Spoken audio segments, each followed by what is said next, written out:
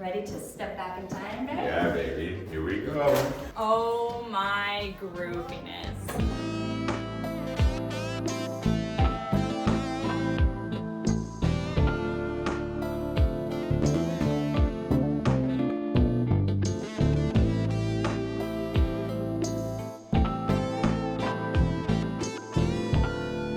Yeah, baby.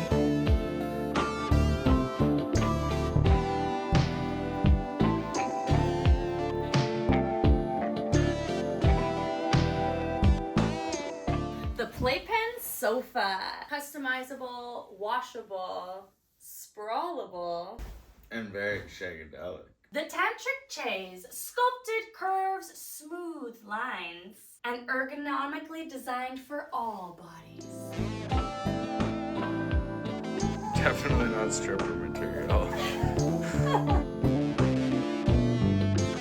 I've never met a mirror that I didn't love, and this one is all angles.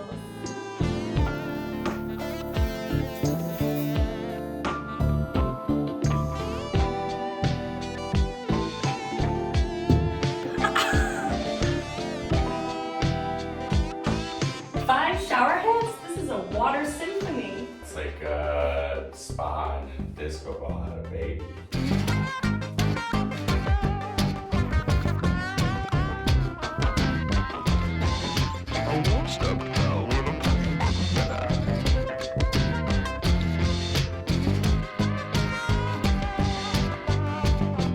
The Love Library. Books for body, mind, and mojo, baby. Page 69, of course.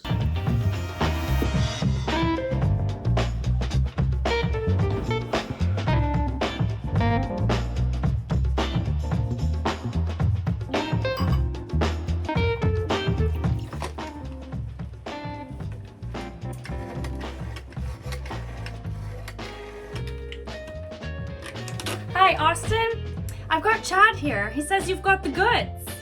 Yeah, baby. And remember, folks, consent is sexy.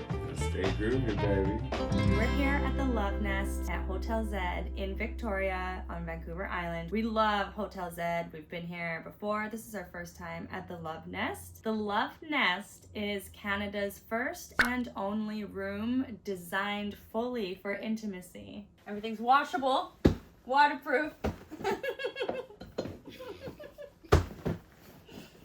What we wanted to talk to you guys about, though, was just how important it is in any relationship, but I think like especially if you have kids, to like take the time to do something like this. Quality, special time, like with your partner. Yeah, when you have kids, you don't have time to focus on each other's needs and stuff like that, or wants. If you just go on a date and you go out, like see a movie, have dinner, like whatever, it's not the same as having an entire evening with your spouse where you get to like go to sleep and wake up the next day, not around your children's schedules and clocks. Yeah, it's definitely a good reset. And what makes the Love Nest so cool is because it's such a unique like concept and idea.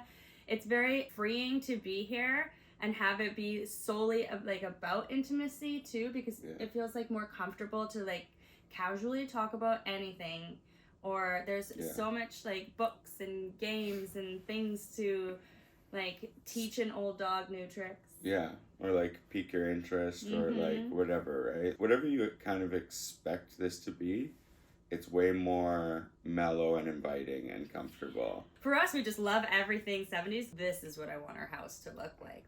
Why does our house not look like this? Chad and I have been together for almost 10 years, but it also took us 3 or 4 years of trying to get pregnant before we even like had kids.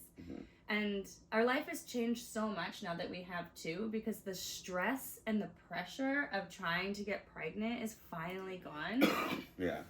But do you remember when we were trying to get pregnant, and it's like so hard to make sure that your intimate life is still fun and it's not stressful, because like, okay, today I'm ovulating, it's ovulation time, like it's not like it turns into a job. It does turn into a job, and which takes the fun out of it. You lose the fun. If you are at like that stage in your life where you are trying to conceive, this would bring a lot of fun and play back into the relationship. Yeah, like, and like relaxation, which I think is like probably a lot of people's problems when it comes to like conceiving kids, right? I could definitely is like not being relaxed and pressured and like whatever else, you know, like your body is not gonna be open to like the next level. I will say, like, if you're all tripping. Yeah, if both times that we got pregnant, we weren't trying those two times. And that's like such a common thing that you hear, right? They're like, oh, we tried for 2 years and then we stopped. And then we just,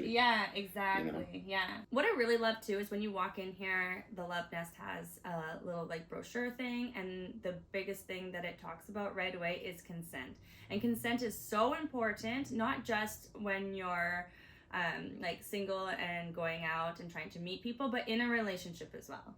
Absolutely. You can't feel like you need to do something that you don't feel comfortable doing just to like please your partner, because 9 times out of 10 it's not going to please your partner. Yeah. They're going to be like, why do you seem so awkward? Why isn't this like, it's not natural, the vibe, you know? Know that you have the right, no matter what. It's your body, it's your autonomy, it's all of that stuff, right? So nobody has control over that. No. Except for you. And to like listen and be respectful of that too. Like I've always really appreciated that about you. Like I think growing up and like heard about consent and like understood the concept of it, but until I met you, like it didn't really, and like you just make me feel so comfortable. Like I can tell you something and I don't feel guilty. Like I can say no, but not feel like, oh, he's not going to want to talk to me now, he's going to be angry with me or disappointed in me. Like, you never make me feel like that. Safe space is important. If you don't feel safe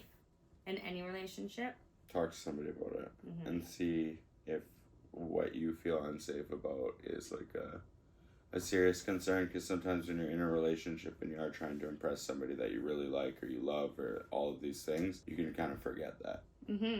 Like how important that is for yourself, right? Definitely. Because at the end of the day, like intimacy is not just about making your partner feel good, you know? It's about you also feeling good. Mind, body, and soul. Yeah. If we were to leave you guys with just one piece of advice from a married couple to the rest of you, is something that has really, really, really, really helped our relationship evolve over the 10 years that we've been together, is using the 5 love languages. Before we had kids, I read the 5 love language book, and then I got Chad to read it, and we did our test to find out what our love languages are. My love language before kids was quality time, and yours was physical touch, right? But then, after we had kids, I realized that my love language actually changed, and it took me a long time to realize this, that my needs weren't being like met in the same way, and I was like, why do I feel like this? But I realized it's because my needs aren't the same anymore. They've completely changed. Now that I have kids, quality time is still so important to me, but like acts of service, I think, is definitely my love language now, because I just feel like I need more help. I was so independent before. I was like, I don't need help. I don't need help with nothing. But now it's like I have this load of the family unit. And so when you do things for me, like pick up all the toys, something like so small like that, is such a weight. Like that's like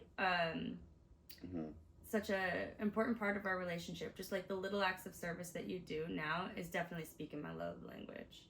Physical touch is probably pretty high on the list, important. If not still the top one. Just because I'm like that kind of person, you know? I like giving hugs and like doing those things and like... The 5 love languages, like they're all important. Like every one of the 5 ones matter. Yeah, they're all things that you need as an individual human being to like prosper. But I think we have to check out soon. Yeah. So we should probably let you guys go. I just really wanted to inspire you, whether you can come to a place like the Love Nest. I mean, this is a great place to be able to connect and open up. But if you can just have some time, some alone time, and feel comfortable and have those conversations with your partner, it can really... Yeah. The more comfortable you are in like all aspects of your relationship, which usually comes from being open in every regard, the like happier you and your partner are going to be. And the deeper your connection will be. Yeah, and the easier it is to really hit the spot, you know? All right, guys. Thanks for watching.